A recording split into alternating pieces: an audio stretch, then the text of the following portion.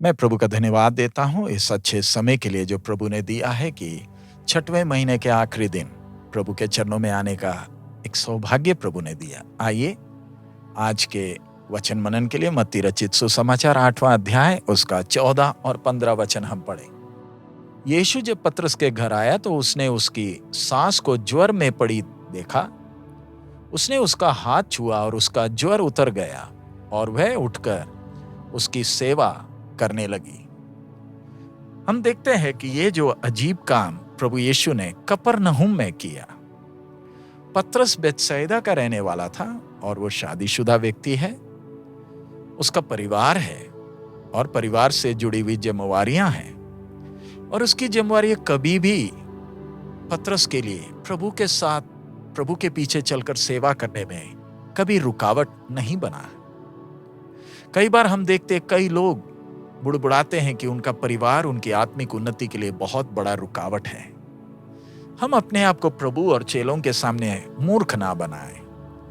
परमेश्वर ने और प्रभु यीशु ने और चेलों ने हमारे सामने नमूना दिया कि कैसे ये जिम्मेवारियों को कंधे में उठाते हुए हम प्रभु का एक अच्छा गवाह बन सकते हैं। हमारी सोच है कि पतरस अपने परिवार को कफरनहूम के शहर में इसलिए लाया होगा क्योंकि प्रभु यीशु की सेवकाई उन दिनों में कफरनहूम और उसके आसपास के प्रदेश में थी। सो ऐसे में प्रभु के साथ चलते वक्त वो अपने परिवार का भी देखभाल कर सकता है, दोनों जिम्मेवारी निभा सकता है। इससे हम पतरस के उस मन को जान सकते हैं कि कैसे वो अपने परिवार के बारे में सोचता है कि वो भी प्रभु यीशु की सेवकाई की आत्मिक आशीषों को भी अनुभव कर सके। हम एक एक के अंदर पतरस जैसा वो मन इन दिनों में हो ताकि हम भी अपने परिवार की आत्मिक देखभाल कर सकें। कई बार हम अपने परिवार की सिर्फ आर्थिक बातों को, भौतिक बातों को ही ध्यान देते हैं। बाइबल में हम विश्वासियों के पिता अब्राहम के जीवन को देखें। धनी व्यक्ति है, वायदे के देश में पहुंच गया तो भी अपने जीवन के उस नमूने के द्वारा उसने अपने पीढ़ी के सामने एक गवाही रखी है। उसके परिवार के पास बाइबल नहीं है, ना ही संगति के लिए कोई और है, लेकिन अब्राहम की बातें, अब्राहम का जीवन उसकी पीढ़ी के लिए काफी था कि वो भी जीवते परमेश्वर पर विश्वास रखे।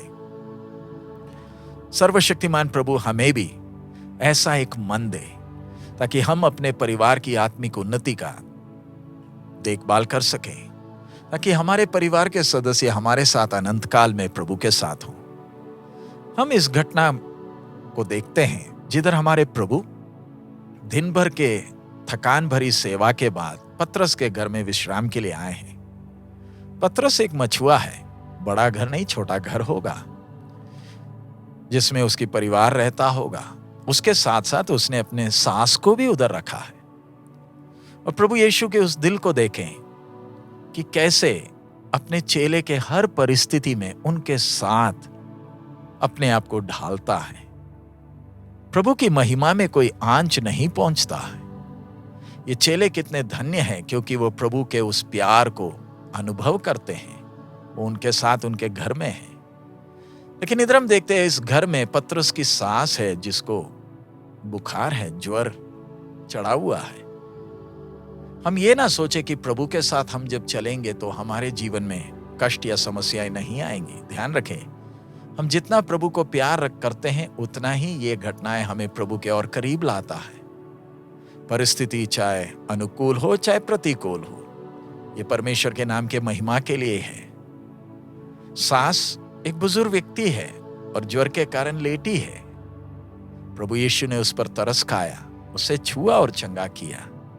प्रभु यीशु का स्पर्श ने उसे सिर्फ चंगा नहीं किया, उसे इतना बलवंत किया कि वो खड़ी होकर उनकी सेवा भी करी।